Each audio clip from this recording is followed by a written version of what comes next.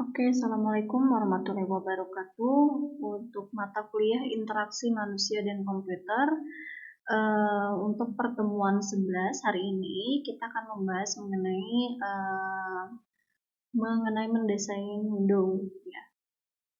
Adapun pembahasan di dalam materi pertemuan 11 ini terkait dengan yang pertama memilih jenis window, kedua mendesain bagian window, ketiga mendesain primary window. Untuk pertama memilih jenis window ya, di sini terdiri dari beberapa jenis window ya. Yang pertama ada dokumen window. Ini biasanya untuk window yang dipakai pada tools-tools yang berbasis dokumen, seperti contohnya Microsoft Word ya.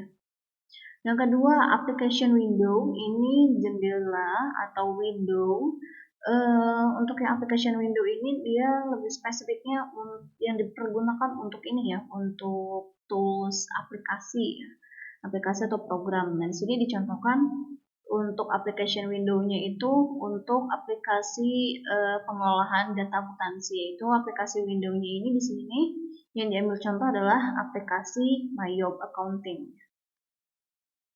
Yang ketiga ada utility window. Ini sebuah window yang digunakan untuk melakukan pengaturan terhadap sistemnya. Ya, ini dicontohkan di dalam Microsoft Word ada utility window untuk pengaturan jenis-jenis huruf dan juga size huruf dan juga style dari huruf. Beserta ada colornya, ada underline stylenya dan efek dan bisa untuk nge-preview juga. Lalu yang keempat di sini ada dialog and alerts ya. Di sini dipergunakan untuk sebuah window yang dipergunakan untuk menampilkan berupa informasi atau warning atau confirmation. Nah, ini seperti ini untuk dialog and alert.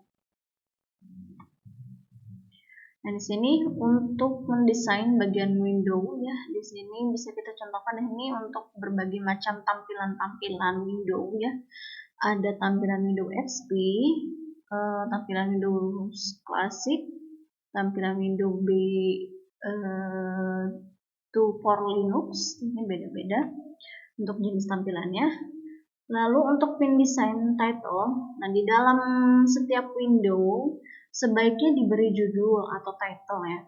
Sebuah judul window yang bagus berisi informasi yang relevan ya. Jadi dikasih judul yang berbeda-beda untuk tiap window yang sedang dibuka. Misalnya di sini ada 3 buah file dokumen di dalam aplikasi dokumen Microsoft Word ya.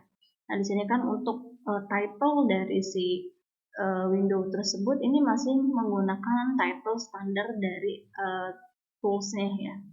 Jadi dokumen 1 Microsoft Word, dokumen 2 Microsoft Word, lalu dokumen 3 Microsoft Word. Jadi ketika kita akan membuka ke beberapa file Word ini secara bersamaan biar kita tidak bingung. Makanya kita harus membuat atau mendesain title yang cocok dan relevan dengan isi informasi yang ada di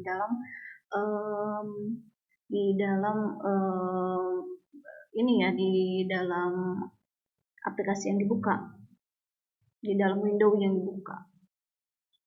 Lalu mendesain border and windows command. Di sini untuk border window harus kita desain juga. Dicontohkan di sini untuk Microsoft Outlook, untuk bordernya di sini dia menggunakan bordernya berwarna biru semua. Ya, ini berkesinambungan antara border window dan juga komponen-komponen di dalamnya dia seragam. Di sini border window-nya warna biru, di sini untuk untuk menu-menu barnya di sini juga dia warna biru, mengikuti dengan border window agar keselarasan warna antara border dan juga berbagai komponen di dalamnya juga biar bisa seragam dan enak untuk dilihat oleh user. Lalu ada shape window, ini contoh tampilan pada aplikasi media player ya kalau untuk shape window. Ya, beda dengan yang tadi kan dokumen window. Nah, untuk yang shape window ini sering dipakai untuk tampilan pada aplikasi media player. Lalu ada modality. Di sini sebuah modal window melarang user berinteraksi dengan window lain dalam aplikasi yang sama, ya, atau application modal. Atau aplikasi yang lain termasuk desktop itu sendiri. Bisa menggunakan lebih banyak jendela Windows dalam satu aplikasi. Lalu fokus. Fokus berarti user menentukan window mana yang seharusnya menerima data dari keyboard, mouse, atau device input yang lain. Ya. Jadi untuk kita dalam mengakses sebuah aplikasi, kita juga perlu memperhatikan ini ya, aspek fokus ya. Jadi harus kita tahu dulu dan tentukan mana window mana dalam aplikasi yang harusnya kita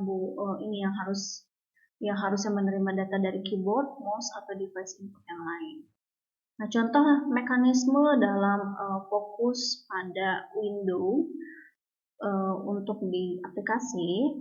Di sini ada 3 mekanisme ya yang dipakai. Ada click to focus, yang berarti sebuah window mendapat fokus karena diklik oleh user. Jadi si program atau aplikasi itu akan bekerja ketika si user melakukan proses dengan cara mengklik aplikasi tersebut. Lalu point to focus berarti sebuah window mendapat fokus karena ditunjuk oleh mouse, dikenal juga dengan sloppy focus ya.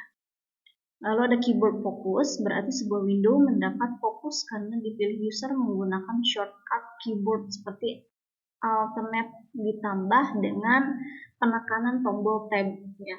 ALT tab itu digunakan untuk melakukan perpindahan dari aplikasi satu sama aplikasi yang kedua atau yang ketiga itu menggunakan tombol keyboard. Itu yang biasa sering kita pakai yaitu menggunakan tombol ALT ditambah tombol tab atau alternate ditambah tombol tabulasi.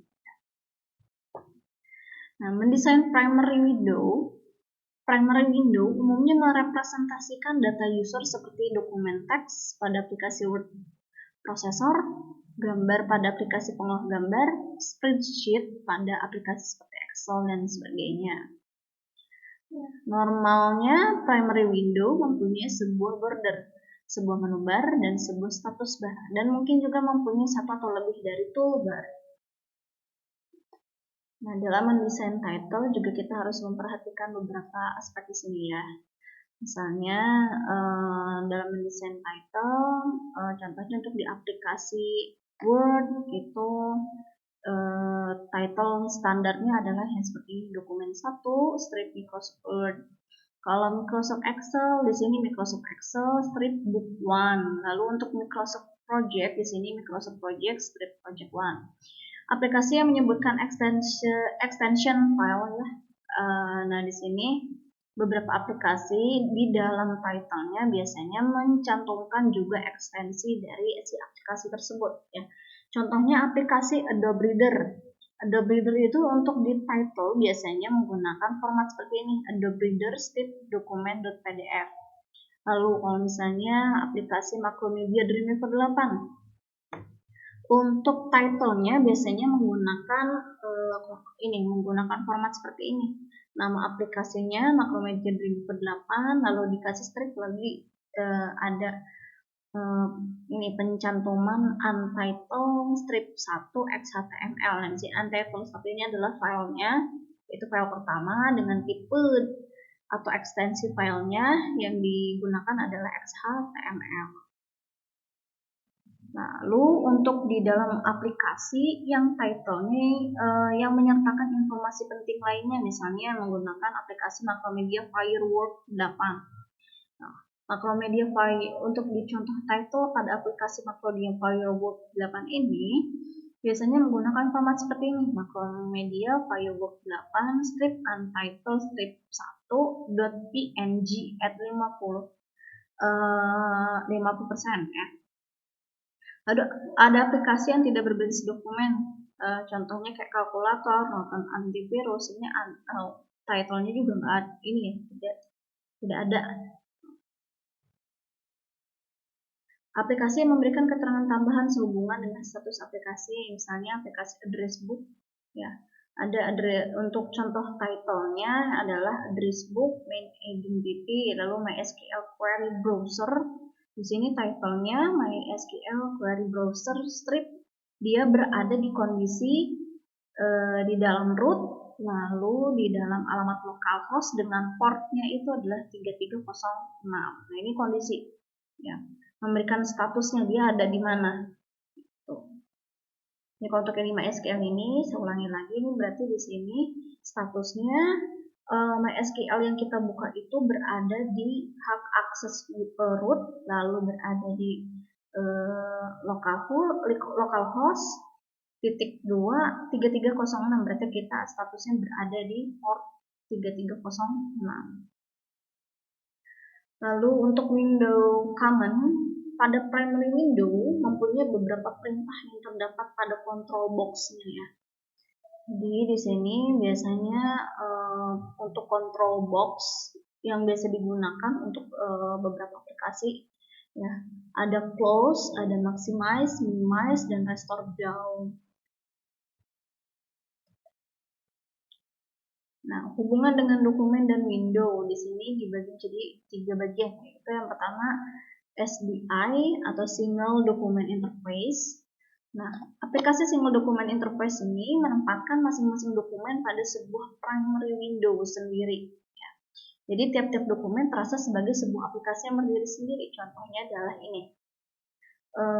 Kita membuka lebih dari satu file Microsoft Word di dalam waktu yang sama ya. Nah, di sini di contoh yang SDI ini, di dalam window ini kita membuka lebih dari satu file dokumennya secara bersamaan di dalam waktu yang sama juga.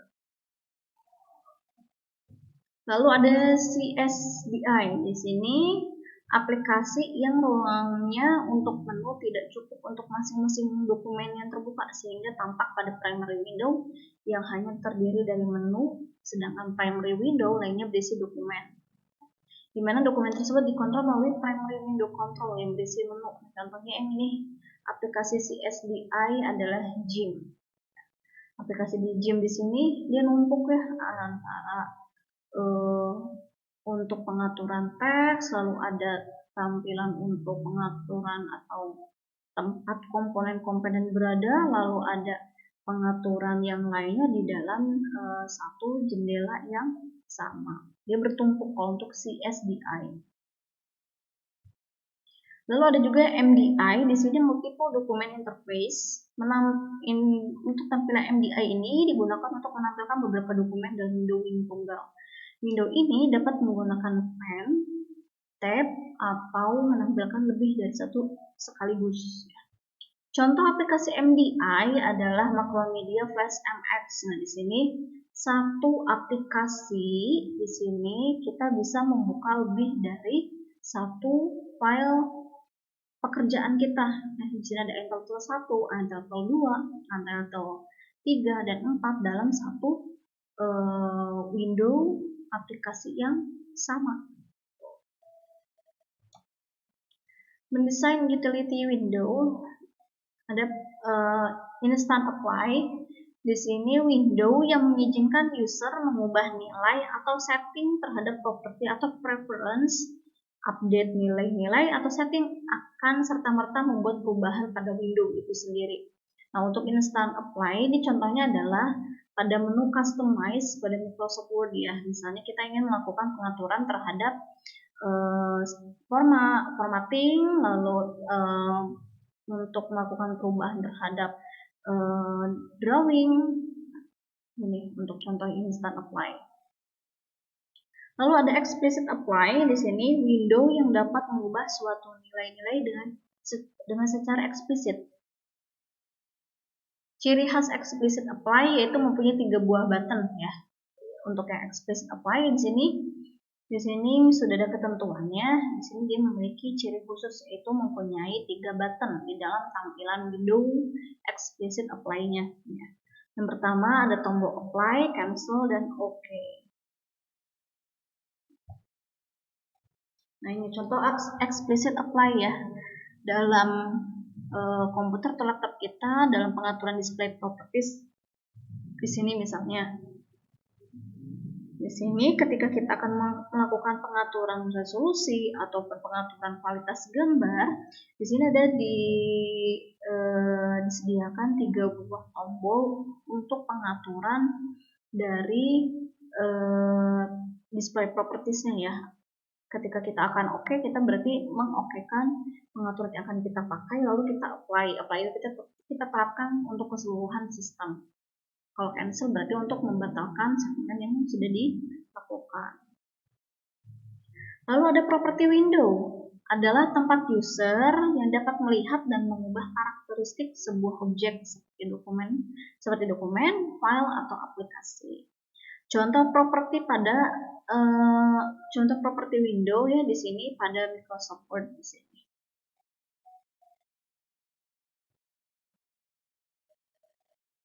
Lalu ada preference window.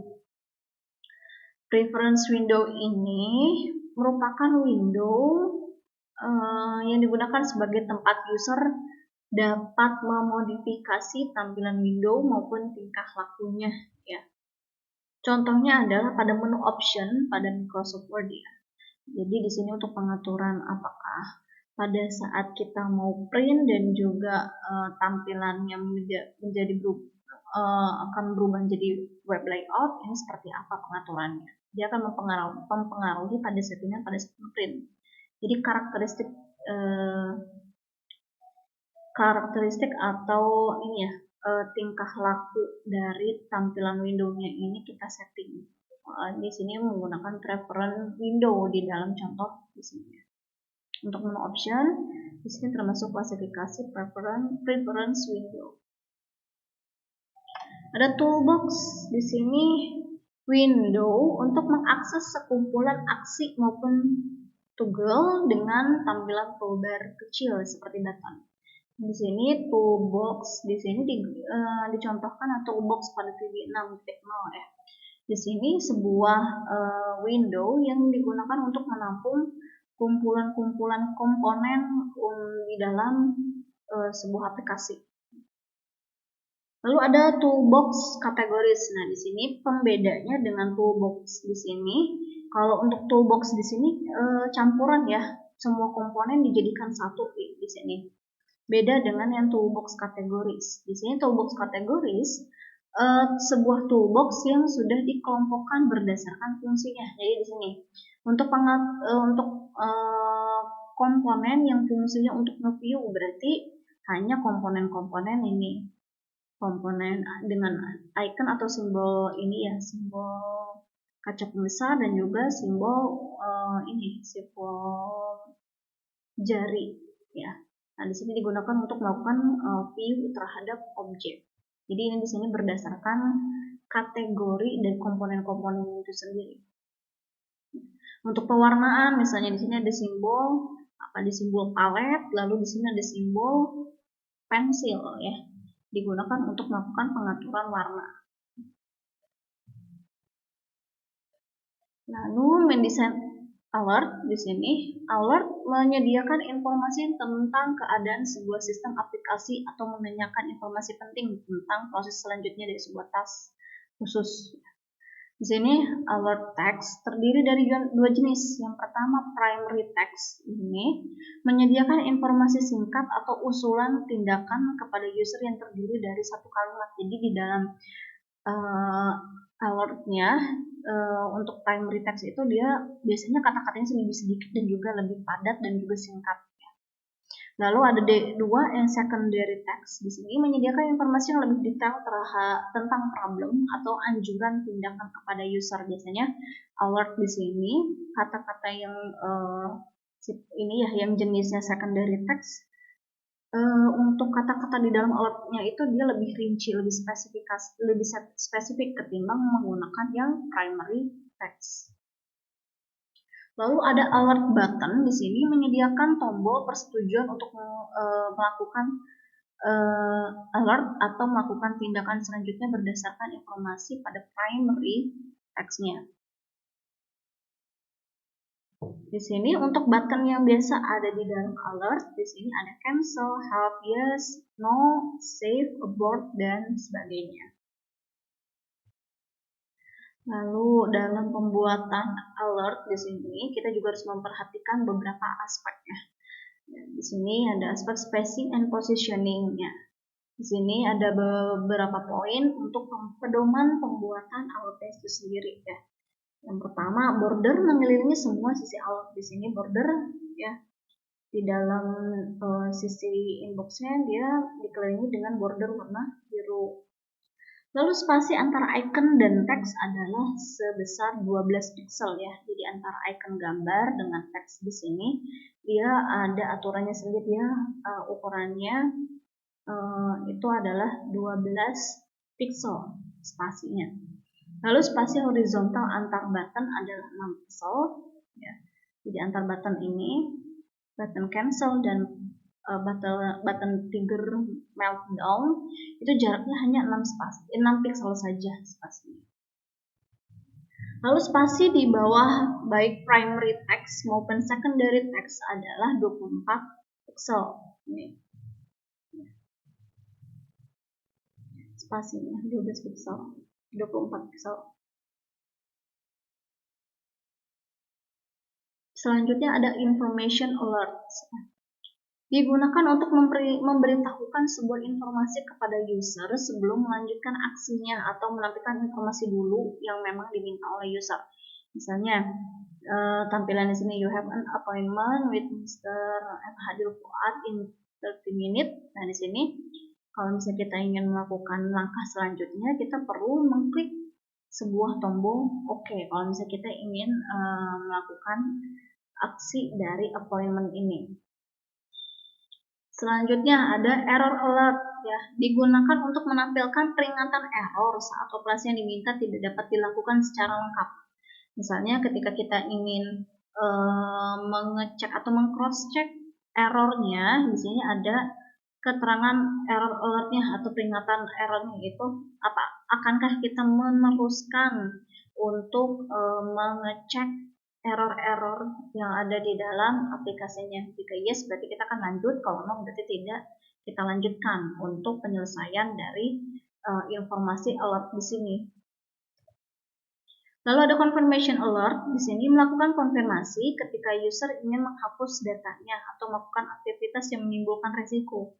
Nah, konfirmasi alert di sini ya, ini jendela informasi yang berisi konfirmasiannya.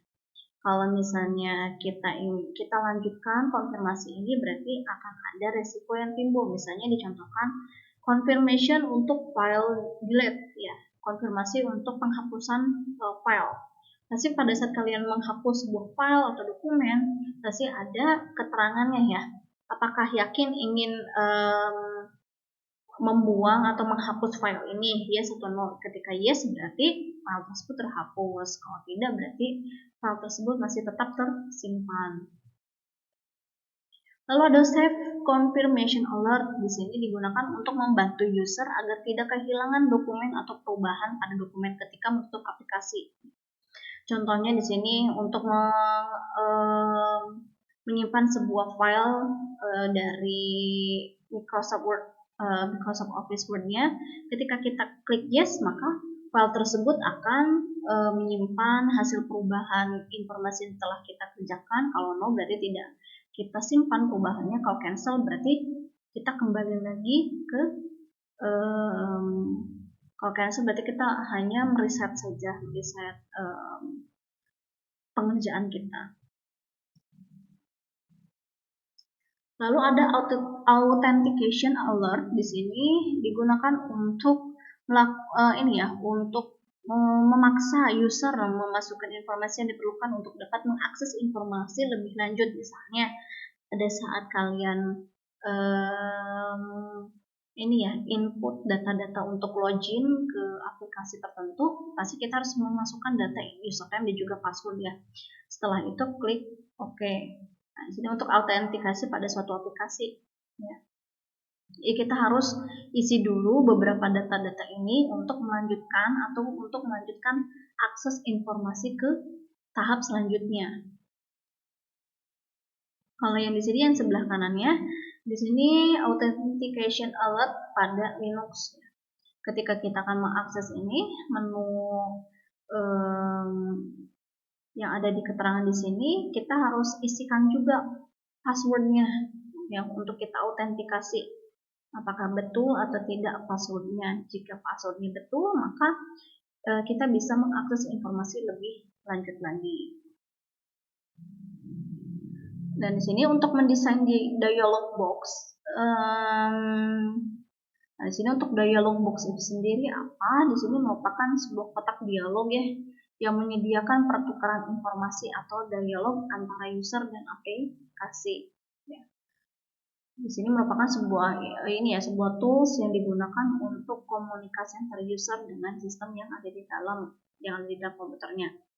Nah, di sini dapat menggunakan kotak dialog untuk menangkap informasi yang diperlukan dari user untuk tugas atau aksi tertentu, misalnya untuk percetakan atau untuk print ya. Pedoman umum untuk membuat kotak dialog, yang pertama pasti harus mempunyai sebuah border ya. Jadi tidak polos, hanya kotak aja. Lalu modality dapat berupa modal maupun non-modal window. Lalu title formatnya biasanya dibuat dengan formatnya adalah nama perintahnya apa. Lalu resizing biasanya tidak dapat diubah ukurannya oleh user kecuali pada kasus khusus. Lalu button dapat mengikuti pedoman yang digunakan di dalam alert. Nah, di sini untuk additional button, kita dapat menambahkan button tambahan selain affirmative button atau tombol persetujuan dan cancel. Pedoman memberi button tambahan, yang pertama, tempatkan button tambahan dalam satu area di bagian bawah kotak dialog di sebelah kiri button standar. Lalu aturlah button berdekatan dengan kontrol yang berhubungan dengan button tersebut. Lalu ada layout di sini. Sebaiknya menyusun kontrol dengan memperhatikan arah pengguna aplikasi membaca di mana umumnya. Biasanya dari kiri ke kanan ya. Jadi untuk kita membaca biasanya kita baca dari kiri ke kanan ataupun dalam pembacanya dari atas ke bawah ya. Jadi karena itu tempatkan kontrol utama sedekat mungkin dengan posisi yang ujung kiri atas.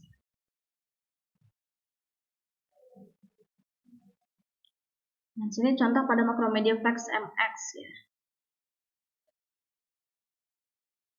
Layoutnya seperti ini dia. Kita bisa membaca dari kiri ke kanan untuk pembacaan tampilan menu yang tersedia di dalam di dalam Macromedia Flex MX ya. Di sini layoutnya dia tampilan seperti ini. Dia dari kiri ke kanan, lalu ada sebuah menu lagi, layoutnya di sini dia pembacaannya dari atas ke bawah. Oke, sekian untuk pertemuan 11 untuk materi mendesain Windows dalam mata kuliah interaksi manusia dan komputer. Jika ada hal-hal yang ingin ditanyakan, silahkan ditanyakan melalui WhatsApp group kelas untuk mata kuliah kita. Saya ucapkan terima kasih, semoga dapat dipahami apa yang saya sampaikan. Assalamualaikum warahmatullahi wabarakatuh.